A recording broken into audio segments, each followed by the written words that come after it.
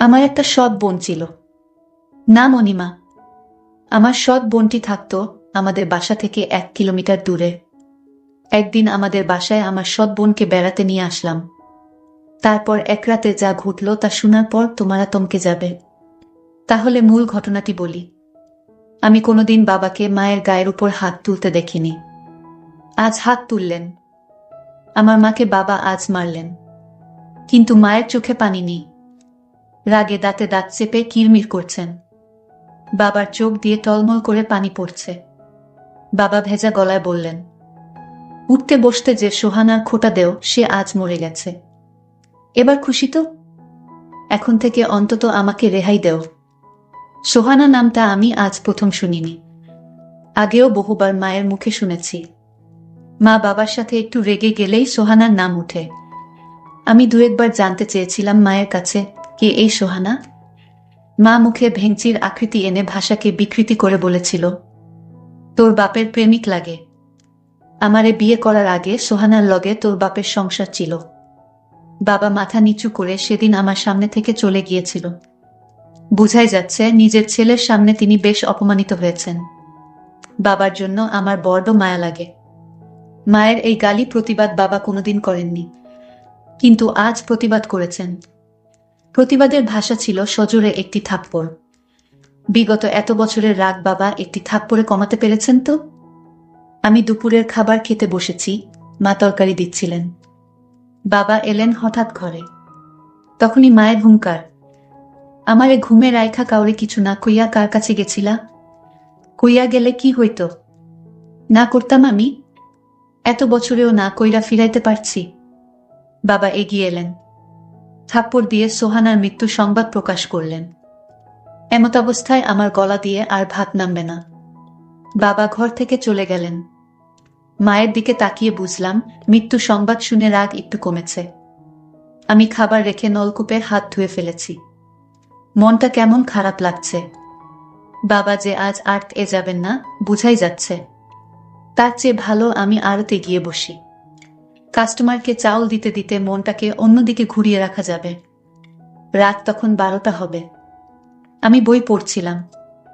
হুমায়ুন স্যারের মিশির আলী সমগ্র বইয়ের তন্দ্রা বিলাস আমার দুই চোখের তন্দ্রা কাটিয়ে দিল। দরজায় ঠকঠক। দরজার ওপাশ থেকে বাবার গলার শব্দ, রিয়াদ, ঘুমিয়ে পড়েছিস? আমি কোনো জবাব না দিয়ে দরজা খুলে দিলাম। বাবা ঘরে ঢুকে আমার বিছানায় বসতে বসতে বললেন, ঘুম আসেনি এখনো? তোর সাথে গল্প করতে এলাম। বাপ বেটার গল্প অন্য কারো শুনতে হয় না, তাই এখন এলাম। তোর সমস্যা হবে না তো?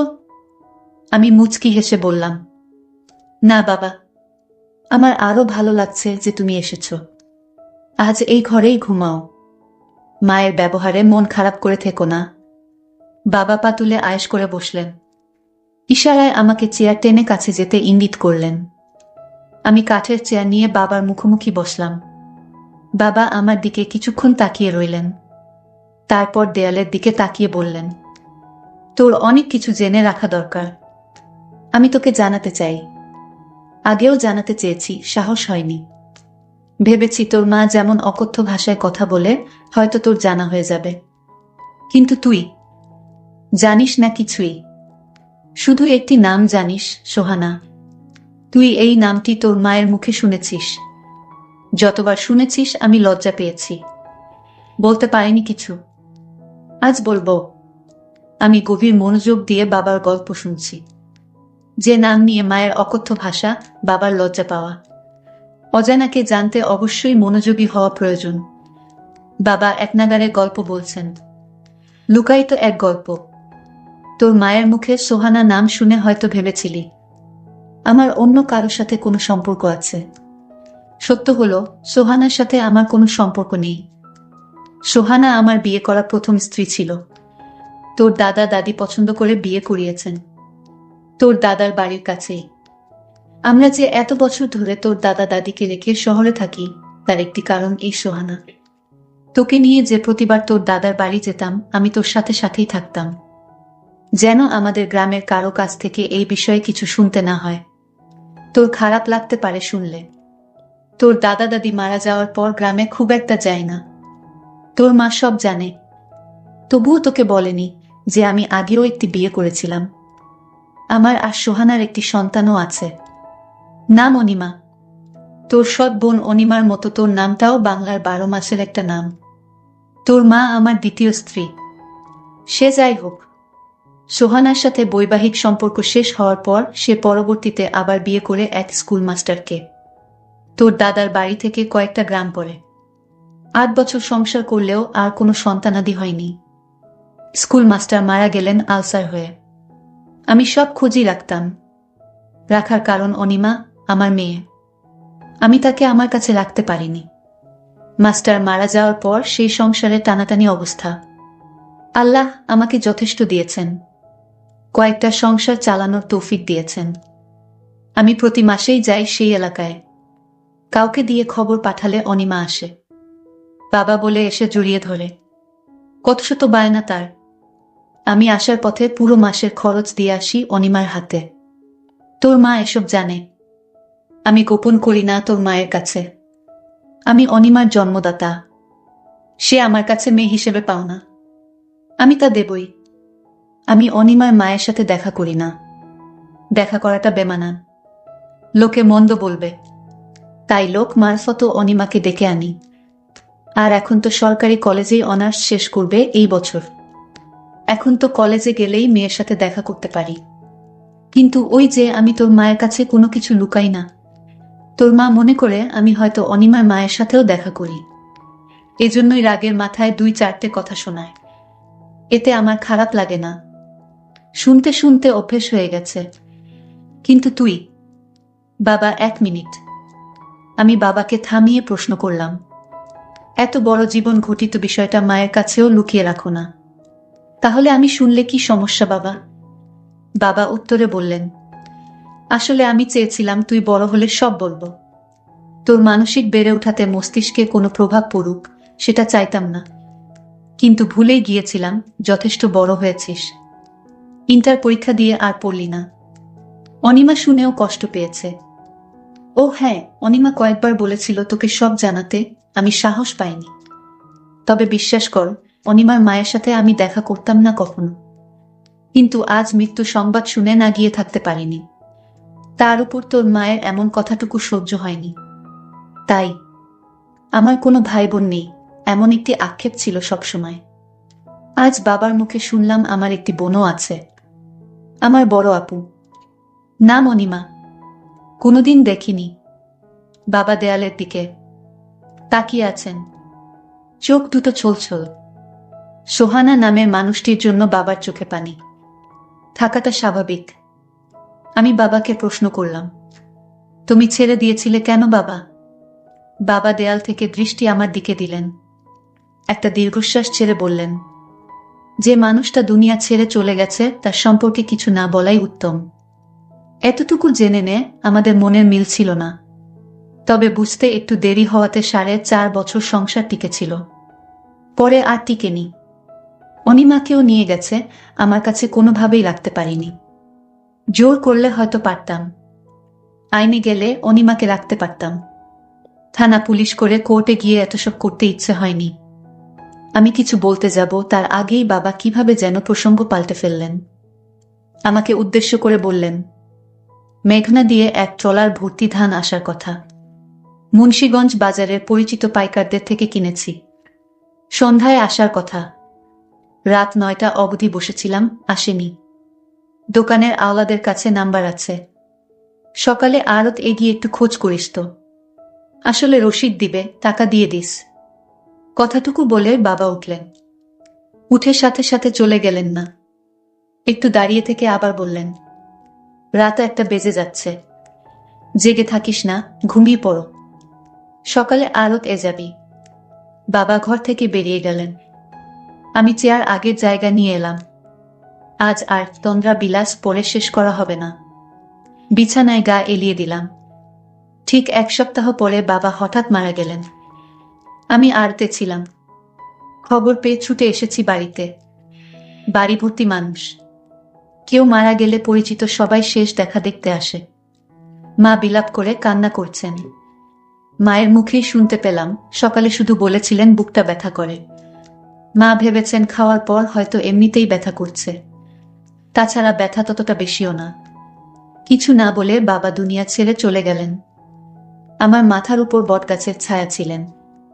নিজেকে খুব অসহায় লাগছে। এত বড় পৃথিবীতে নিজেকে একা লাগছে। আমার দুই চোখ বেয়ে অঝরে পানি পড়ছে। সান্ত্বনা দিতে এগিয়ে এলেন এলাকার কয়েকজন। মানুষের সামনে কান্না করাটা অন্য সময় হলে লজ্জাকর পরিস্থিতি হতো, কিন্তু এখন লজ্জা লাগছে না, শুধু পানি পড়ছে। এক এক করে সব আত্মীয় স্বজন এলো। শেষ বিদায়ের আয়োজন চলছে। কবর খুঁড়তে লোক গেছে কবরস্থানে। এ যেন এক অনুষ্ঠান চলছে, শেষ বিদায়ের অনুষ্ঠান। বাবা মারা যাওয়ার মাস পেরিয়ে যাচ্ছে। আমি আড়তে বসে আছি। বাবার অবর্তমানে দায়িত্ব বেড়ে গেছে। হঠাৎ আমার অবচেতন মনে খানিকটা ধাক্কা লাগল। অনিমা, আমার একটা মাত্র বোন, বাবার মেয়ে। তাকে তো খবর দেওয়া হয়নি। আমার কাছে তো ফোন নাম্বারও নেই। বাড়িও চিনি না, কোনো গ্রামে থাকে। বাবাকে শেষ দেখা হয়নি তার। এটা তো তার প্রতি মস্ত বড় অন্যায় হয়েছে। মায়ের কাছে কি আপুদের বাড়ির ঠিকানা আছে? না, মাকে কিছু বলা যাবে না। দাদার বাড়ির কেউ কি জানে? ভাবতে ভাবতে হঠাৎ মনে পড়ল, বাবা বলেছিলেন অনিমা আপু ঢাকা সরকারি কলেজ থেকে এবার অনার্স শেষ করবেন। আমি বসা থেকে উঠে দাঁড়ালাম। একটা বড্ড ভুল হয়ে গেল। আপুকে বাবার মৃত্যু বাদ জানানোটা দরকার ছিল। ঢাকা সরকারি কলেজের দক্ষিণ দিকে অনার্স ভবন। আমার পরিচিত কেউ নেই এখানে। অনার্স ভবনের সামনে অনেকেই আছে। আমি এগিয়ে গেলাম। সবাই বয়সে আমার বড়। একসাথে ৩-৪ জন কথা বলছে দাঁড়িয়ে। আমি গিয়ে সালাম দিলাম। জানতে চাইলাম অনার্স শেষ বর্ষের অনিমা নামের কাউকে চিনে কিনা। সাথে সাথে একজন ডান দিকে তাকিয়ে একটু গলাটা উঁচিয়ে বলল, এই অনিমা, তোকে কেউ খুঁজতে আসছে। আমার চোখ দুটো যেন অপেক্ষা সইছে না। কেউ একজন এগিয়ে আসছে। আমার ৩-৪ বছরের বড় হতে পারে। দেখতে খুবই সুন্দর। ইচ্ছে করছে এখনই চিৎকার করে বলি, আপু আমি তোমার একমাত্র ভাই রিয়াদ। কিন্তু বলতে পারিনি। আমার গলার স্বর কি ভেজা, বুঝতে পারছি না। আমাকে খুঁজছ? কে তুমি? আপুর কথায় কি বলব ভেবে পাচ্ছি না। আসলে কে আমি? পরিচয়ের শুরুটা কিভাবে করব? মুখ ফুটে বললাম, আপু আপনার সাথে কিছু কথা আছে, খুব জরুরি। একটু এদিকে আসবেন? অনার্স ভবনের সামনে দূর্বা ঘাসে শীতল পাটির মতো বিছানা পাতা। আমি আপুকে নিয়ে একটু আড়ালে গেলাম। আপুর কৌতূহলী চোখ। হঠাৎ বললাম, আমি রূপীপুর থেকে এসেছি। আমার নাম রিয়াদ। কথাটুকু বলে আপুর দিকে তাকালাম। আপু নির্বাক, চোখের পলক পড়ছে না। চোখ দুটো ভিজে উঠল আমার সামনে। আরেকটু এগিয়ে এসে আপু বলল, তোমাকে দেখার ইচ্ছে ছোটবেলা থেকে। আমার একটা ভাই আছে, আর তাকে আমি কখনো দেখিনি। এই কষ্টটা আমার অনেক বছরের। কত বড় হয়ে গেছো তুমি। আমার দৃষ্টি নিচের দিকে। ইচ্ছে করছে নিজের চোখের সাথে যুদ্ধ ঘোষণা করি। আমার চোখ থেকে এখন যেন কোনো পানি না পড়ে। আমি শত বৃথা চেষ্টা করে যাচ্ছি আটকাতে। আটকাতে আর পারলাম কই। এরই মধ্যে আপু আবার বলল, বাবা মারা যাওয়ার দিন গিয়েছিলাম তোমাদের বাড়িতে। আড়ত থেকে আওলাদ নামের কেউ একজন ফোন করেছিল। তোমাদের বাড়ির ঠিকানা নিয়ে গিয়েছিলাম। ২০ মিনিটের মতো ছিলাম। সবাই কান্না করছে। মানুষের ভিড়ে আমিও বাবার মুখখানি শেষবারের মতো দেখে নিয়েছি। দেখে কান্নাও করেছি। কিন্তু কেউ জানে না আমি কে। তোমাকেও খুঁজেছি, জিজ্ঞেস করিনি কারো কাছে। কে কবর খুঁড়তে গেল, কে বাজারে গেল। এসব বলার সময় শুনলাম তোমার নাম। কেউ একজন বলছে রিয়াদ কাপড় কিনতে গেছে। আমি আর সেখানে থাকিনি, চলে এসেছি। মাথা তুলে তাকাতে খুব ইচ্ছে করছে, কিন্তু চোখের পানি লুকাতে পারবো না। আপু আমার চোখের পানি মুছে দিচ্ছেন। বড় বোনের বুঝি এত মমতা থাকে, এত টান থাকে?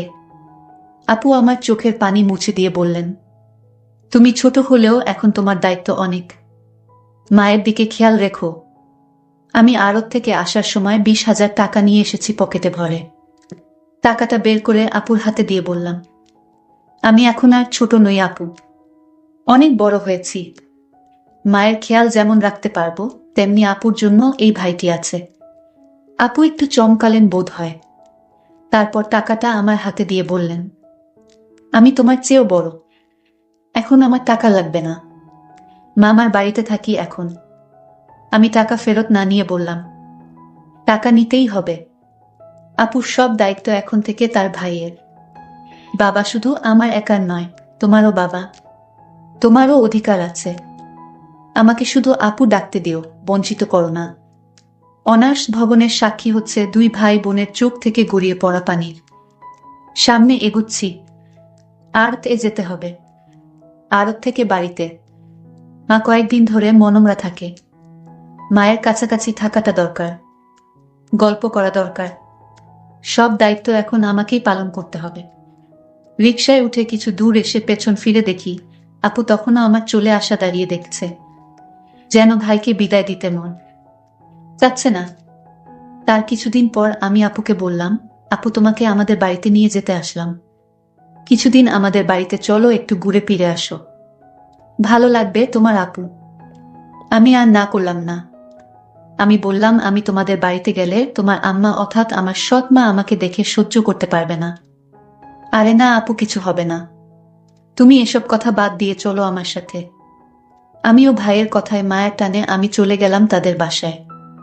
আমাকে আমার সৎ মা দেখেই মুখটা কেমন যেন আন্ধার করে ফেলল। আমি এতে কিছুই মনে করলাম না। এটা আমি স্বাভাবিকভাবেই নিলাম ব্যাপারটা। বাবা মারা যাওয়ায় মায়ের কষ্টটা অনেক বেড়ে গেল। আপু, আমি তোমাকে এখন থেকে কষ্ট করতে দিব না। যা প্রয়োজন তুমি আমার কাছে চাইবে, আমি দিব। কারণ আমার একটা মমতাময়ী বোন আছে, আমি তা জানতাম না। আমার বাবা মৃত্যুর কিছুদিন আগে আমার সাথে বলেছে তোমার কথা, তাই আমি জানতে পারলাম যে আমার একটা বোন আছে। আজ আমি অনেক খুশি এমন একটা বোন পেয়ে। আমার মা আমার সাথে বলতো তোর কোনো ভাই বোন নেই, কিন্তু বাবা আমাকে মৃত্যুর আগে বলে গেল। বাবা এতটা দায়িত্বশীল ছিল যে আমাকে কোনোদিন কষ্ট কি জিনিস বুঝতে দেয়নি। জানো আপু, আমার মা আমার বাবাকে প্রতিদিন কটু কথা বলতো। এর একটাই কারণ, বাবা তোমার সাথে দেখা করতো, তাই এটা বাবা আমায় বলে গেছে। বাবা কোনোদিন মায়ের কথায় রাগ করেনি। এসব গল্প করতেছিলাম, হঠাৎ মায়ের ডাক পড়ল, কিরে তোরা খাইতে আয়। আমার টেবিলে গিয়ে বসে দুপুরের খাবার শেষ করলাম। তারপর আমার রুমে আমার শ্রদ্ধেয় বড় বোনকে নিয়ে সুখ দুঃখের গল্প করছিলাম অনেকক্ষণ ধরে। আমার মা চাইতো না আমি আমার বোনের সাথে গল্প করি, বোনকে লেখাপড়া করার জন্য সাহায্য করি। আমার মা আমাদের দুজনেকে গল্প করতে দেখে। পাড়ার মানুষকে নিয়ে আসলেন আর বললেন, দেখো তোমরা সবাই, আমার ছেলেকে ওই অনিমা জাদু করে ফেলেছে। আমার ছেলে আমার কোনো কথাই শোনে না। আগে শুনো তো, আমি মাকে বললাম, মা তুমি এ কি বলছো? আমার বোনকে তুমি এত মিথ্যা অপবাদ দিচ্ছ। মা তুমি এতটা নীচ হতে পারলে কিভাবে? আমি আমার শ্রদ্ধেয় বড় বোনকে নিয়ে আসলাম আমাদের বাড়িতে কিছুদিন বেরিয়ে যেতে, আর তুমি কিনা আমাদের মিথ্যা অপবাদ দিচ্ছ। তোমাকে মা বলতে আমার ঘৃণা করছে মা। আমরা ভাই বোন, আমরা রুমে বসে বাবা আর তোমার জীবন কাহিনী নিয়ে আলোচনা করছিলাম, আর তুমি কিনা গ্রামের মানুষকে বলতেছ আমার বোনের সাথে। না মা, আমার ভাবতেই পারছি না। গ্রামের মানুষও কুসংস্কারে বিশ্বাস করত, আর তাই তারা ভেবে নিল আমার বোনের সাথে কিছু একটা হয়েছে। তারপর আমি গ্রামের মানুষের সামনে কেঁদে কেঁদে বললাম, আপনারা প্লিজ আমার মায়ের কথা বিশ্বাস করবেন না। আমার বোন বলতে লাগলো, আমি একটা শিক্ষিত মেয়ে, আমার মরা বাবার কসম। সে আমার ছোট ভাই, তাকে নিয়ে আমি অন্য কিছু ভাববো, এটা আপনারা কি করে ভাবলেন? আমার কথা শুনে গ্রামের মানুষ বিশ্বাস করলো। আমাদের কেন মিথ্যা অপবাদ দিল? আর গ্রামের মানুষেও জানতো আমার মা বাবার সাথে প্রতিদিন ঝগড়া করত, অথচ বাবার কোনো দোষ ছিল না। তাই গ্রামের মানুষ খুব সহজেই আমার বোনের কথা বিশ্বাস করে নিল। তার জন্য গ্রামের মানুষেরা মাকে শাস্তি হিসেবে 2 মাসের জেল কাটতে দিয়েছিল। প্রিয় বন্ধুরা, আজকের গল্পটি কেমন লাগলো তা অবশ্যই কমেন্ট করে জানাবে। আর এরকম ভিডিও পেতে আমাদের চ্যানেলটিকে সাবস্ক্রাইব করে পাশে থাকবেন। ধন্যবাদ।